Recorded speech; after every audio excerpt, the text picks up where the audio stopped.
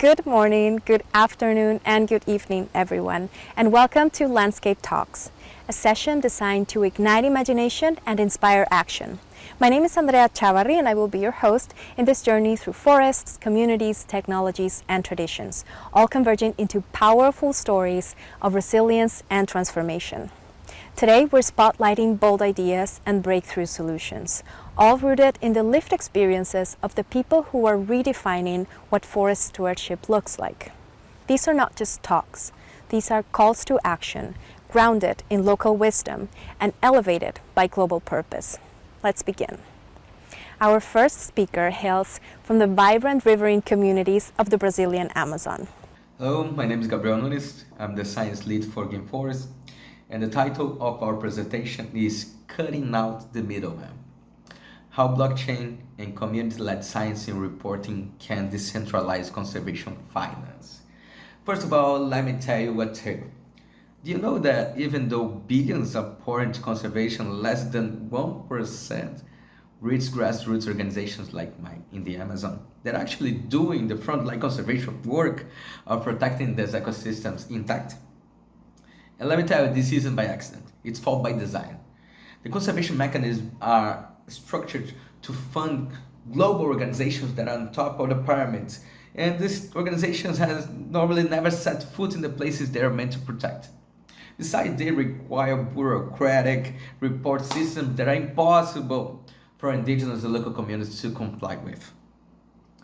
But what if I told you that we can flip side this script and we can construct a system where community-led reporting and community can showcase their impact for stakeholders worldwide?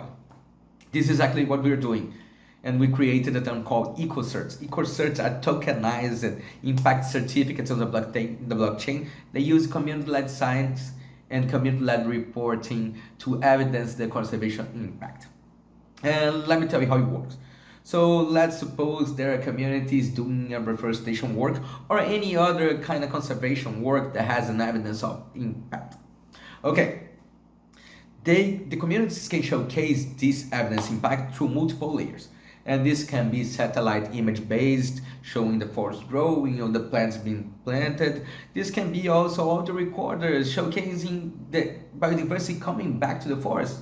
Or this even can be ecological observations from elders, from indigenous elders, showcasing the health of the forest after the conservation impact. All of this data gets recorded forever in the blockchain as certifiable impact certificates. And this offers a direct route for people and organizations and institutions to fund directly local communities in local communities conservation action. Anyone worldwide can see what their money is supporting. This is the magic of blockchain. And what is the goal? The goal is to decolonize conservation financing and cutting out the intermediaries and betting on the indigenous and local communities' biodiversity solutions. And blockchain ensures transparency all the way to the forest floor. This is what's great. And the results, they speak for themselves. We did a pilot on Bitcoin round 23 where we employed a quadratic funding mechanism. What is that? It's a funding mechanism that weights contribution based on the number of people that betted on that system instead of the value of the betting. We did this to distribute funds to 29 grassroots organizations in less than 15 days. If you ever apply to international grant, you know that 15 days is much less than an organization takes to process a grant. And this initiative attracted almost 1,000 donors, combining 4,500 reais to channel to those organizations. And this activating a matching fund of $20,000. Additionally, the Seller Foundation, which is our partner, deployed its climate fund to those organizations, totalizing 3,500 each. And what's great, they did this in less than 3 days through the blockchain. So most important, every dollar is visible through the blockchain, so we ensure that the shadow or conservation funding is not above us. So our model, it creates a local conservation efforts. They are not just showcased, but they become the foundation for verifiable impact from communities. And this isn't happening in the distant future. This is happening right now in the Amazon, in Eastern Africa, in Southeast Asia, where communities are using those tools to get access to global markets and international funding. So the question that bears here is isn't whether this model works or not. We're showing that the model works. The real question is whether conservation establishments are ready to give up power, and instead of this, we funding thousands of organizations with their own biodiversity and locally adapted solutions. I believe we must do that, and because there's one thing that my people taught me is that ecosystems thrive under the people that care for it. And the future of conservation shouldn't be decided on the bedrooms or on offices, but in the forests, rivers, and traditional communities where true expertise resides. Thanks so much for the opportunity of talking. Thank you, Gabriel, for that powerful reminder that decolonizing conservation begins with trusting and investing in the people who call these ecosystems home. Next, we welcome Danielle Canda Silva, an award-winning South Asian Portuguese photographer, filmmaker, and National Geographic explorer. She's also one of the GLF's 8 Women with a New Vision for Earth for 2025. Through storytelling, she's challenging colonial narratives and reclaiming space for Indigenous leadership in conservation. Her talk is titled Colonial Conservation. Hello and welcome. My name is Danielle Con da Silva, and I am the Executive Director and founder of Photographers Without Borders. We're an international nonprofit and a global community that really cares about collective liberation and protecting Mother Earth through ethical and revolutionary storytelling. I'm also a scientist turned storyteller. I am a National Geographic explorer, and I'm also the founder of a mentorship program that happens once a year. Applications occur once a year called Reclaim Power, and it's really to support and give changemakers, visionaries, storytellers, revolutionaries the tools that they need to succeed and to make a career. So today I'm going to be talking to you a little bit about colonial conservation. And so I'm going to be sharing a few images from my work the past 2 decades that have led me to this place. So I'm currently working on several projects. I'm working on a feature film. I'm working on a digital learning series, all funded by National Geographic. I'm working on 2 books on this topic and on the topic of decolonizing conservation. And I'm working on a lot of things. I'm Indian and Portuguese. I was born in so-called Canada, and I live in Northern Ontario on the traditional territories of the Anishinaabe, Chippewas, and Mississaugas First Nations. I'm currently right now on the west coast of so-called Colombia in the Choco Forest, where it meets this beautiful ocean landscape. And this is the type of place where I like to be, where I like to spend a lot of my time. I love to be in the water, and I love whales and orcas especially. So a lot of my work right now really focuses on their protection and their kinship with their human relatives. So let's continue. I just want to share some images that I've made in my body of work and talk to you a little bit about conservation. So conservation as practiced through many mainstream institutions today is deeply rooted in colonialism. It emerged during the height of European imperial expansion when colonial powers began creating national parks and protected areas, not to preserve ecosystems for Indigenous communities, but to control land, restrict access, and assert dominance over colonized territories. These conservation efforts often involved the violent displacement of Indigenous peoples who had sustainably stewarded their environments for generations. By framing nature as pristine wilderness, separate from human activity, colonial conservation erased Indigenous relationships to the land and justified their exclusion through laws, fences, and force. This legacy persists today as many conservation models continue to privilege Western science, militarized enforcement, and elite tourism over Indigenous knowledge systems, community governance, and environmental justice. Simply put, we really wouldn't need conservation without colonialism. Storytelling about Indigenous science, rematriation, and decolonizing conservation offers a powerful path towards collective liberation by reclaiming narratives that were long suppressed under colonial rule. Indigenous knowledge systems rooted in reciprocity, kinship with the land, and generations of observation offer not only ecological insight, but also relational ethics that challenge the extractive mindset of colonial capitalist conservation. When communities uplift stories of rematriation, of returning to the land, seeds, and sacred practices, and especially to their rightful caretakers, they reweave cultural memory and restore relationships fractured by colonization.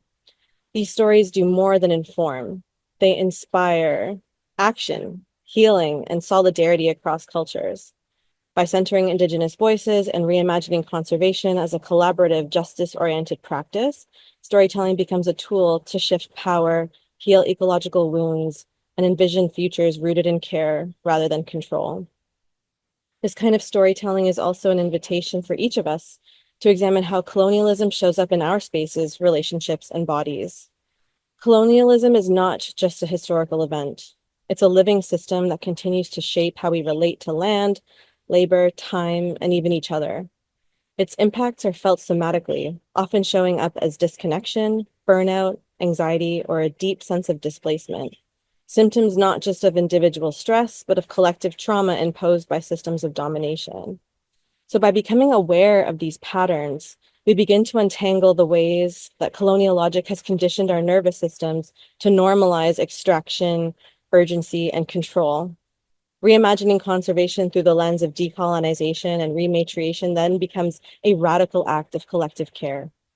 It opens the possibility of healing not just ecosystems, but also our ways of being, creating futures where liberation means belonging, where justice includes joy, and where the thriving of all beings is inseparable from our own.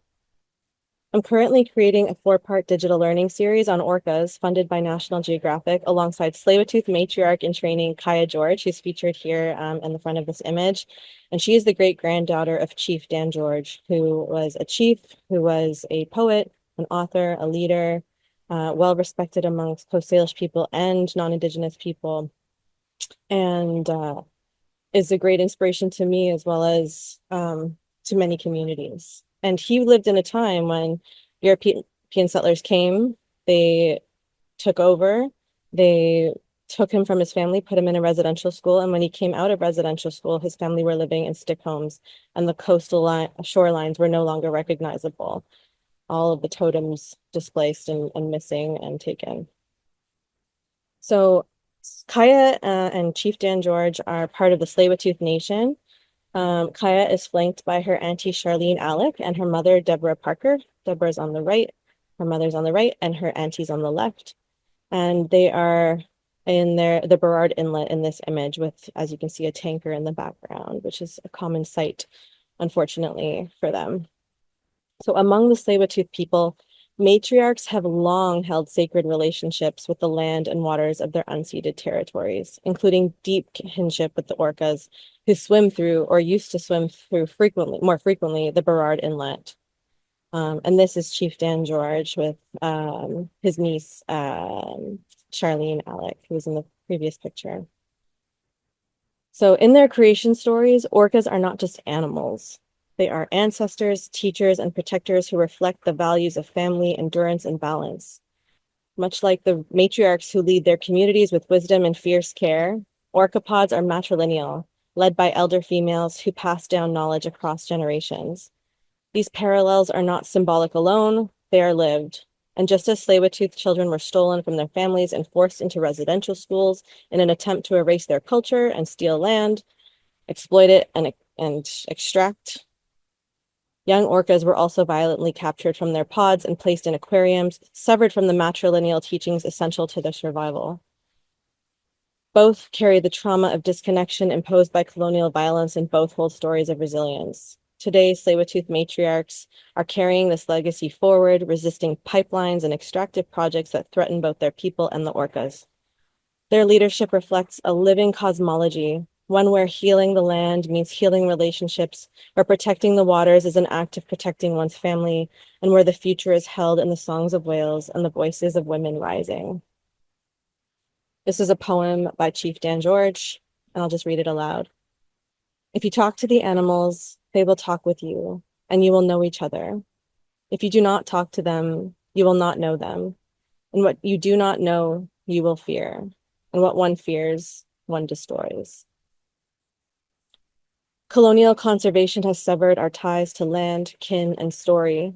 But what if reclaiming those relationships is the key to everyone's freedom? What might be possible if we listen to the matriarchs, the orcas, and the land itself? Thank you so much. And if you want to connect with me further, I've left my Instagram and Photographers Without Borders Instagram handles here alongside our matriarchs who stand in opposition to the TMX pipeline and other entities that not only threaten the orcas, but also their communities. Because it's not an if, but when an oil spill will happen. And the more we keep increasing capacity for these pipelines, the more endangered everyone becomes. And as you can see, here they are on the Tsleil-Waututh Reserve. And from everyone's window, you can see this horrific refinery in the background. So I encourage you all to think about how colonialism shows up in your spaces, how it's showing up in your practices, how it shows up in conservation, and how it shows up in your body, and to reflect on that. Thanks again. Thank you, Danielle, for reminding us that conservation must be rooted in justice, and that healing begins with listening, representation, and truth. From the global policy arena and the realities along the Camp River, our next speaker connects research, diplomacy, and on-the-ground knowledge. Nelson Grima is with the International Union of Forest Research Organizations, where he leads global science policy dialogues. His talk is called From Crisis to Resilience: How Global Policies Meet Local Realities at the Camp River. Hello everyone. As we stand by the Camp River in Austria, it's hard to believe that less than a year ago, devastating floods happened along this river. Those floods were classified as a 100-year event, but in fact, it was the second time in less than 20 years that floods of this magnitude happened in this river. This is not a statistical anomaly. This is a signal that the climate is changing, that the assumptions we used to hold are not valid anymore. But we are not here to talk about what went wrong. We are here to talk about what is going right. After the floods last year, the communities along the Camp River decided to rebuild not only by investing in hard infrastructure, but also by investing in nature itself, by investing in forest restoration, by having a closer to nature environment where the forests are once again buffers. They even proposed the creation of a national park along the river where the forested slopes were included. This is where global meets local. We all hear about international agreements. We know about the United Nations ecosystem decade on ecosystem restoration. We hear about nature-based solutions in climate policies. All those are powerful and great frameworks, but they are only truly useful when they are implemented at the local level. When they are, for example, here in the Camp Valley, where actions have been taken. This is not just adaptation, this is transformation.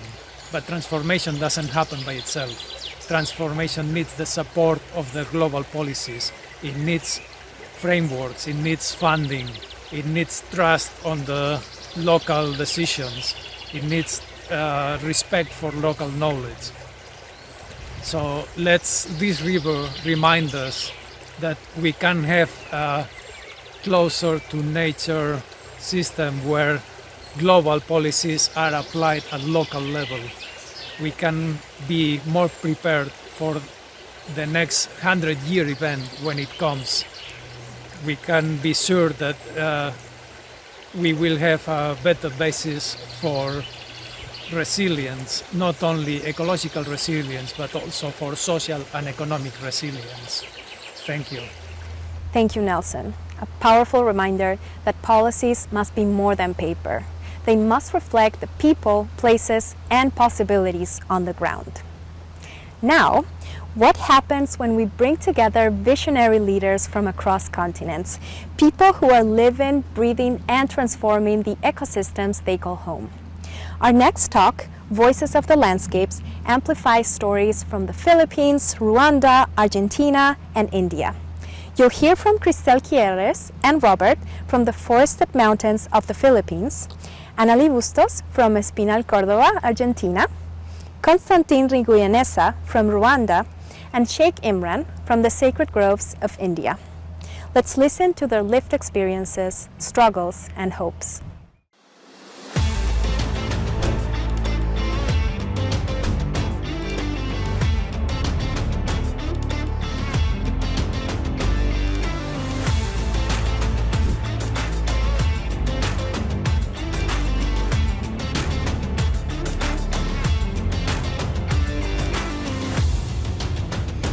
Hola a todos, mi nombre es Anali Bustos y soy la coordinadora del capítulo GLF Espinal Córdoba. Hoy voy a contarles un poco sobre la región en la que nací, la llanura central de Argentina.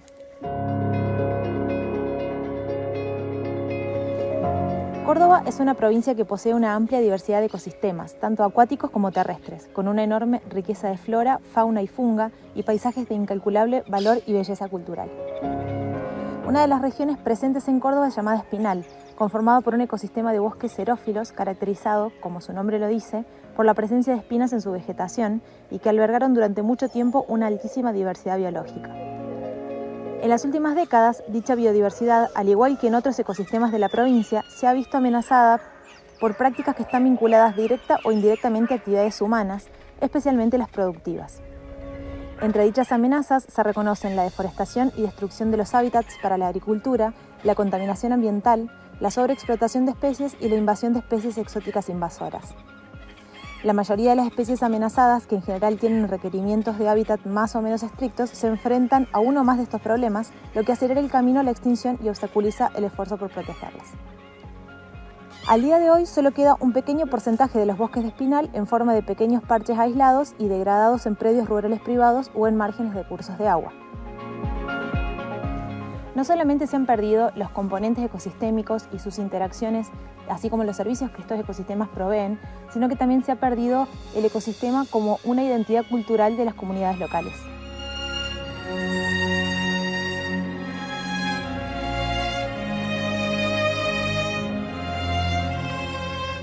Es por esto que hace algunos años, en un rincón del sur de Córdoba, una familia junto a amigos y profesionales se reunieron para iniciar la restauración de un parche de bosque de 97 hectáreas, que hoy es conocido como Reserva Natural Monte Alegre. Es este mismo equipo el que será protagonista del capítulo GLF Espinal Córdoba, con el objetivo de continuar promoviendo la restauración ecológica y social del área.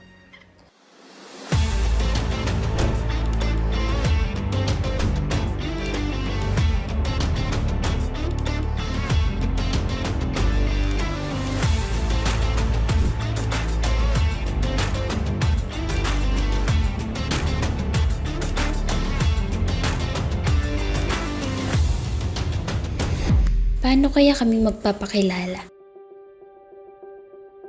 Paano ito simulan?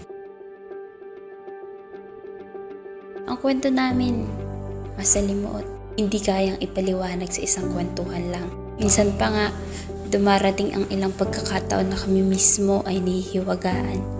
Mula sa mga kinagisnan, paniniwala, at hanggang sa pang-araw-araw na ugnayan. Pero nais namin magkaroon ng makabuluhang pagbabahagi sapagkat alam namin kung gaano kahalaga ang aming tradisyon. Mga kabataang dumagat remontado kami na mula sa mahabang kabundukan ng Sierra Madre sa Pilipinas. Kami ang ugbon, mga kabataang inihahanda ng mga pinagmulang komunidad bilang mga susunod na leader. Nakatakda at inaasahang tagapagtanggol ng lupaing ninuno at tagapagpadaloy ng mayamang kultura. At kung pagbabatayan sa kasaysayan ng aming komunidad, matatanda ang sentro ng aming balangkas ng pamamahala. Maaari kang maging bahagi ng pagdedesisyon kung napakita mo ang iyong katatagan ng loob at pagiging balanse. Ito ang aming pinagpatayan kung paano namin pinasulpot ang mga advokasya, inisyatiba at panawagan. Napakahalaga ng gabay ng matatanda sa amin at pagtuturo kung paano tumindig. At sa lahat ng ito, mahalagang palagi ang mga ibabang sagradong ugnayan ng katubo at kalikasan. At ito ang aming pinanghahawakan hanggang sa kasalukuyan.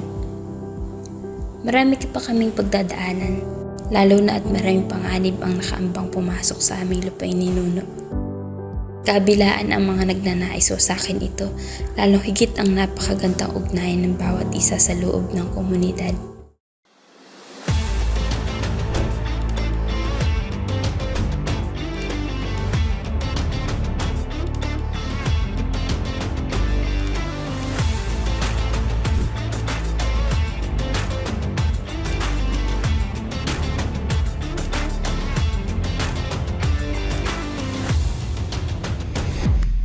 In the heart of Rwanda, the Dufatanae organization is leading a powerful movement restoring landscapes and transforming lives. Today, across 7 green villages of hope, we are working side by side with over 237 people.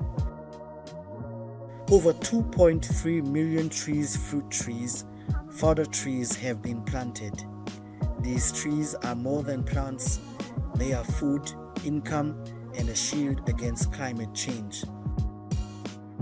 In our green villages of hope, families grow food in kitchen gardens, care for chickens, and receive training in sustainable farming, nurturing both the land and lives.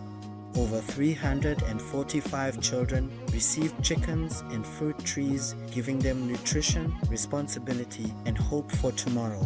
At our demonstration organic farm, farmers learn how to farm without chemicals, preserving biodiversity and growing health from the soil up. 20 liters pump. So in 20 liters pump, you only use 100 ml. Make sure that the pesticide mix well.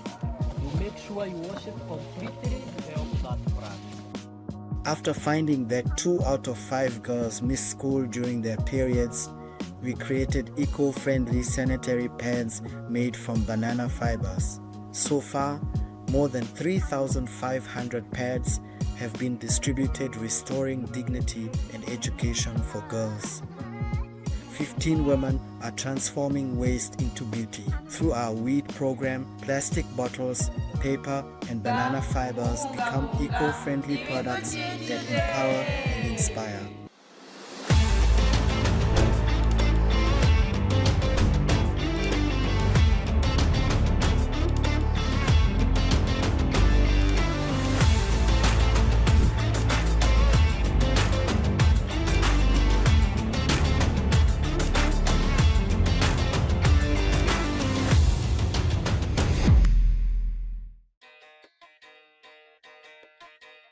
Ang salumayag ay isang native tree na mas kilala sa tawag na almasiga.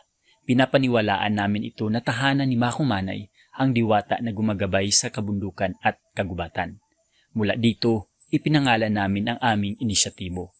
Sa pangunguna ng mga katutubong kabataan at kababaihan, ito ay naglalayong patatagin ang kakayahan ng mga upland communities na pangalagaan at protektahan ang aming lupang ninuno. Sa kasalukuyan, ang mga komunidad kagaya ng sa amin ay isa sa may pinakamalalang forest loss sa Bukidnon. Kaakibat din ito ang mga suliranin patungkol sa sistema ng pagkain dulot ng monocropping agriculture na nakadepende sa mga mapanirang kemikal. Sa panahon ngayon na ang krisis sa klima at mga banta sa ating saribuhay ay mas lumalala, isa sa mga pinakamahalagang solusyon ay ang pakikinig at pakikiisa sa mga pagkilos ng mga katutubong komunidad. Bilang isang kolektibo, narito ang aming tugon. Farm boundary and water source rehabilitation. Kasama ang partner farmers, ibinabalik ang native tree sa mga critical na area sa komunidad. Dialogues and trainings naman para ito sa karagdagang kaalaman at ma-integrate ang indigenous at scientific knowledge. Environmental storytelling naman ay ang pagbabahagi ng mga kwento sa social media na kapupulutan ng aral at may integridad. Sa ecopreneurship naman ang programa ng pangkabuhayan na hindi nakakasira sa ating kalikasan.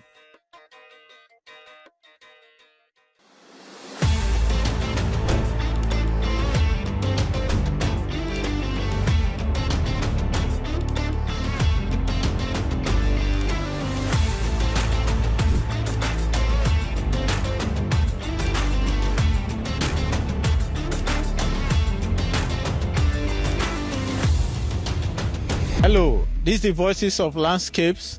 My name is Matu Idu from Ripuha Development Initiative, GLFS Chapter Ibadan.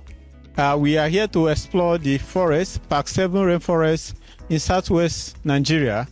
And we want to explore to show you what we are doing in restoring the landscape. So you can walk with me as we go around to show you. You can see there is a river here.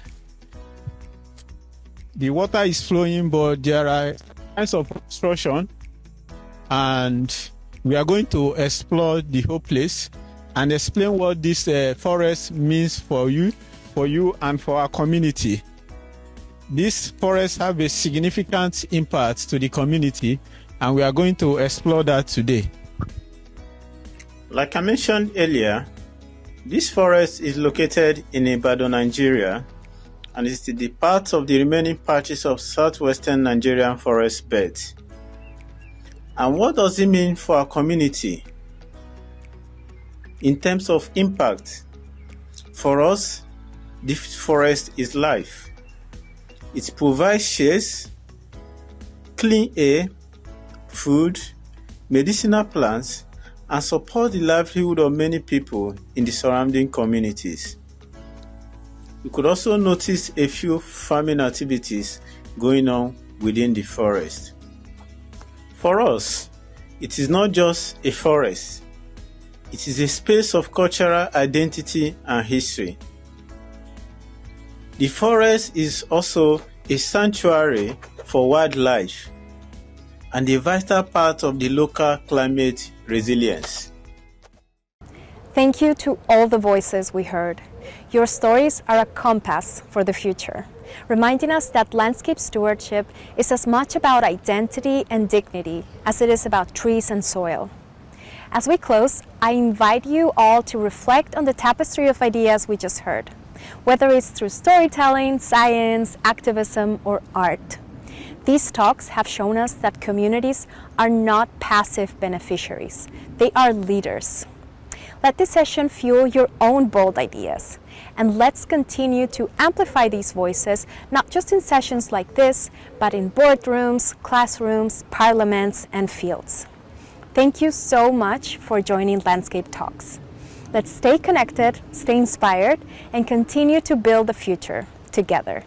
Have a wonderful rest of the event.